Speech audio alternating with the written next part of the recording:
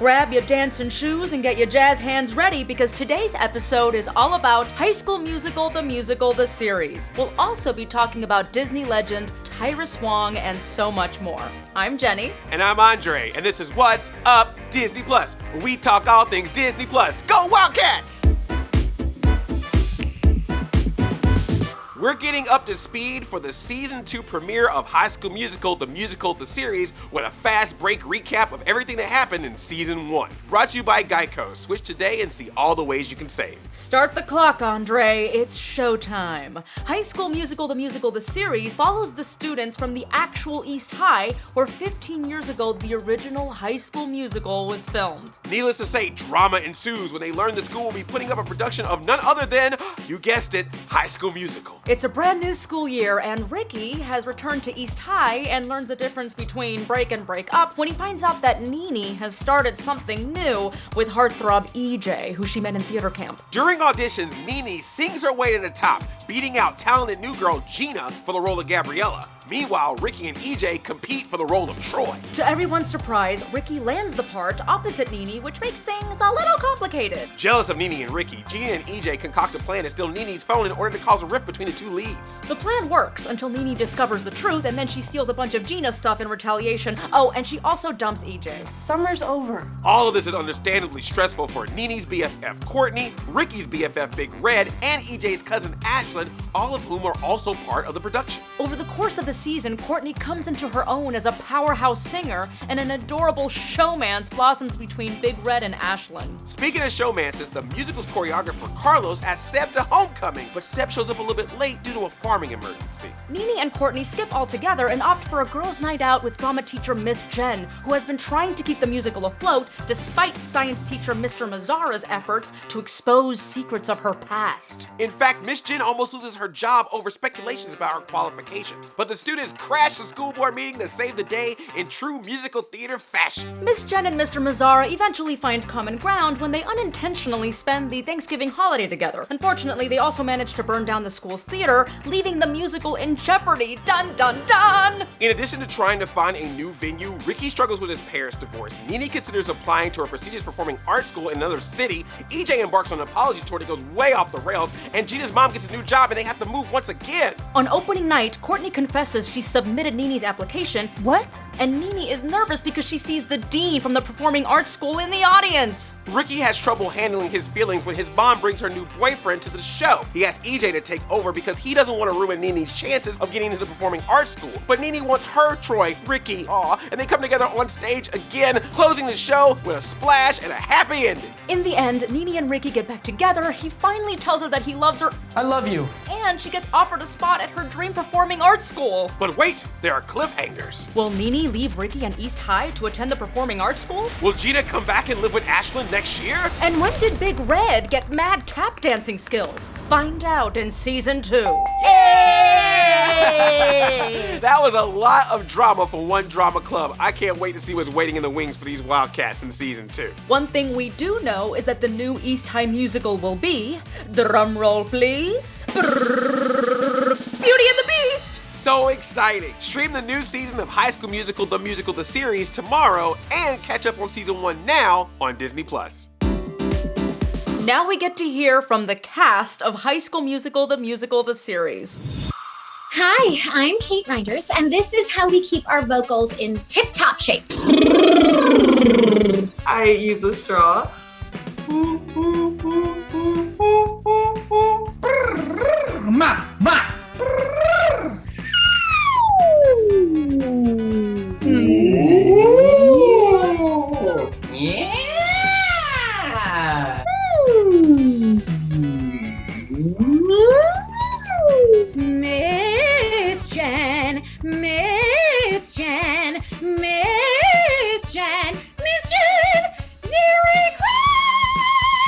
Great one.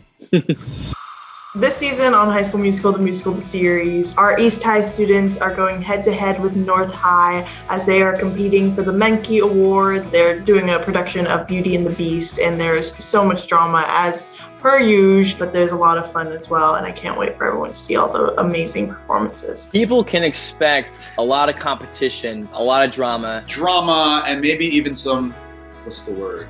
drama. In season 1, we got to meet them all, but season 2, you get to really dive into each of their personal storylines. There's some new characters that kind of bring in a new rivalry. The East High group start to realize some things about themselves and realize that really what's most important is just having the people that you love surrounding you. Buckle up for season 2 because it's going to blow it out of the water, I promise you. The most exciting part of making season 2 was watching all the kids shine in new and amazing ways and feeling myself shine with Derek Huff. Working with Kate Reinders, she's just a phenomenal woman, great talent. And just being back with everyone and having fun. I think a lot of our chemistry and fun really comes through on camera. For me, the most exciting part was getting to do Beauty and the Beast. We all grew up with Beauty and the Beast, and being able to bring it to life and actually see the wardrobe and the songs, it's amazing. All of the new music. We get to reimagine some of the songs from Beauty and the Beast. I got to write a song. Olivia wrote a song. There's a bunch of beautiful music in season 2, and that's always the best part.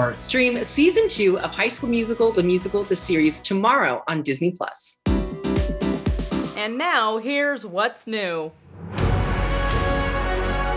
Wednesdays are the new Fridays. Mark your calendars for new episodes of Marvel Studios' Loki, streaming Wednesdays starting June 9th. And check out the brand new character posters for Marvel Studios' Black Widow. Experience the movie on Disney Plus with premiere access on July 9th. Additional fee required. Connect, share, and dream alongside some truly inspirational women. Don't miss the first look at Turning the Tables with Robin Roberts, an original series streaming July 30th on Disney Plus. And cue the lightning. Mayhem takes a chilling turn this fall with Muppets Haunted Mansion, an original special coming to Disney+.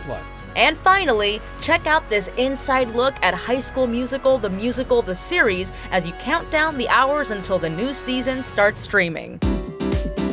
In honor of Asian Pacific American Heritage Month, we're shining a spotlight on Disney legend Tyrus Wong. And here to help us is researcher Doug Engalla from the Walt Disney Animation Research Library. Thank you so much for being here, Doug. Hi, Jenny and Andre. Thanks for having me here. So, Doug, for any viewers who may not know, can you tell us a little bit about the Walt Disney Animation Research Library and what you do there as a researcher? The Disney Animation Research Library is the home to more than 60 million pieces of art that is created for the production of an animated feature and short film, a collection that spans almost 98 years of the studio's history. I really hope to visit someday.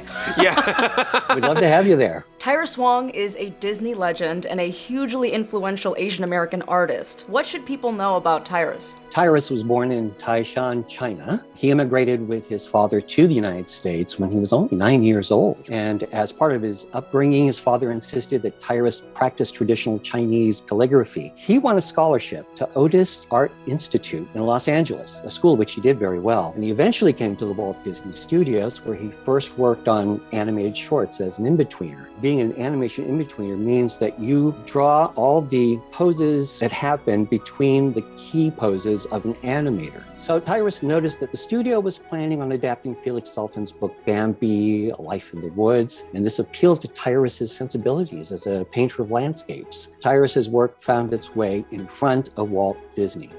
And when Walt saw Tyrus's work, he was immediately enthralled with what he saw, and Tyrus began working primarily in concept and visual development art on the Disney classic Bambi. So a lot of Tyrus's original work is housed in the Disney Animation Research Library, and I got a few of them to show to you today. Oh, cool. Oh my gosh. I can't wait to see it. So this is a rough layout drawing from early in the story of the film. A layout is a kind of a blueprint for creating the stage for the animated character's action. That includes the type of mood and lighting for that scene. So this is a visual development piece for a sequence in the film. The objective of visual development is to explore the overall look and mood for different parts of the story. Tyrus liked the dreamy and ethereal style, and that was influenced by traditional Chinese art. He liked to juxtapose the scale of nature to the living creatures. But what he didn't know during the production of Bambi was that his style of art, which is very impressionistic, as you can see here, was being followed closely by the background artists. So much so that Tyrus was credited as a background artist, even though he didn't actually paint backgrounds for the film. It's funny because he was never influenced by the Chinese art until he came to the United States. He was so young that he didn't have that opportunity. He actually discovered it while he was just walking home from art school. Oh, that's fascinating. That's really neat because then it reconnected him to his culture and his roots. It did. It's very dreamy. It is. We always considered this to be a background painting. The paintings of that time were almost never signed either. So we never had the artist attribution for this painting, at least not until the documentary of Tyrus's life was in production. Someone had sent over a still photo of Tyrus that showed that he was painting this exact piece. Without that photo, we would never have known that it was his. But when you look more closely, it's definitely his work. Wow. You were able to figure that out decades before social media. That's impressive. Yeah, it was kind of accidental detective work. How long did Tyrus work for the Walt Disney Studios? You know, he was only there for 3 years, and it was just for that film Bambi, but it's unquestionable that his impact on that film had shaped the future of the studio. Tyrus spent his entire life creating beautiful watercolor paintings, pastel art, and he was named a Disney legend in 2001, and he lived to be 106 years young. Wow, that is amazing. What have you learned about the history of representation at the studio, and why do you think it's so important to preserve the work of artists like Tyrus Wong? Walt Disney was always interested in finding talent that played to their strongest attributes, and it didn't matter where you or your family came from. As long as you excelled at what you did, you were always included. Tyrus's contribution to the look and feel of Bambi makes this film stand out from the others. When you can look at a frame of the film and you know it's Bambi, thanks to Tyrus. It's important to remember that such a beautiful film was influenced by the work of a Chinese immigrant who loved to draw. That's really special. It really is, yeah. It's just a reminder of just when you listen to so many different voices, you can come up with different influences, inspirations you may never even thought of before. That's what's so special about art, is about how we look at the world with a certain eye and appreciation for what we sometimes don't see. Well, we appreciate your work as well Yes. with what you're doing at the Walt Disney Animation Research Library. Can you tell us what you're working on there now? We're working on projects for Disney Plus. We're celebrating the 70th anniversary of Alice in Wonderland and the 30th anniversary of Beauty and the Beast. And there are a number of upcoming books in production that will feature art from the Disney Animation Research Library collection. Thank you so much, Doug, for all the work that you're doing. Keeping this animation history preserved is so important. Thank you, Andre and Jenny. It's been my honor to talk about Tyrus and his legacy to Disney Animation. You can stream Tyrus Wong's incredible work in Bambi right now on Disney+. This has been quite an episode, Andre, and I don't know about you, but I'm feeling jazzed for High School Musical, the series. Jazz is right. Well, that's our show for today. If you want to find what you're looking for, be sure to head over to Disney Plus and stream all of your favorites and more. And we'll see you next time. All right, let's warm up for the second season. Ooh, ooh, ma, ma, ma. In character, Lumiere. Ow!